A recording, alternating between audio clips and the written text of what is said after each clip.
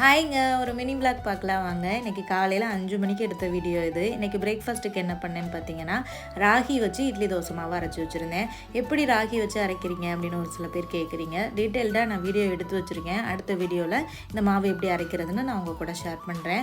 இன்னும் ஒரு சில பேர் கமெண்ட்ஸில் என்ன கேட்குறீங்க தெரியுமா? உங்களுக்கு மட்டும் எப்படிங்க பர்ஃபெக்டாக இட்லி வருது, இட்லி எப்படி பிளேட்டில் ஒட்டாமல் வருதுன்னு கேட்குறீங்க. இட்லி ஊற்றும் போது இட்லி பிளேட்டில் ஆயிலோ இல்லைன்னா நெய்யோ தடவி விட்டு அதுக்கப்புறமா இட்லி ஊற்றுங்க.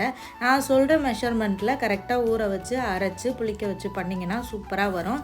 உங்களுக்கு இன்னும் வரலை அப்படின்னா அடுத்தடுத்து ட்ரை பண்ணுங்கள். ஒரு டைம் வரல அப்படின்னு விட்டுறாதீங்க. எந்த ஒரு விஷயமே அடுத்தடுத்து முயற்சி பண்ணும்போது மட்டும்தான் பர்ஃபெக்டாக வரும். இன்னும் ஒரு சில பேர் எங்கள் வீட்டில் யாருமே இந்த மில்லட்டில் செஞ்சு கொடுத்தா சாப்பிடவே மாட்டேங்கிறாங்கன்னு சொல்கிறீங்க. நான் ஸ்டார்டிங்கில் செஞ்சு என் வீட்டுக்காருக்கு கொடுக்கும்போது அவருக்கும் பிடிக்கவே இல்லை. நான் 2 வருஷமாக எங்கள் வீட்டில் பழக்கினேன் இதை சாப்பிட்றதுக்கு. இப்போ இந்த மில்லட் இட்லி தான் விரும்பி கேட்க ஆரம்பிக்கிறாங்க.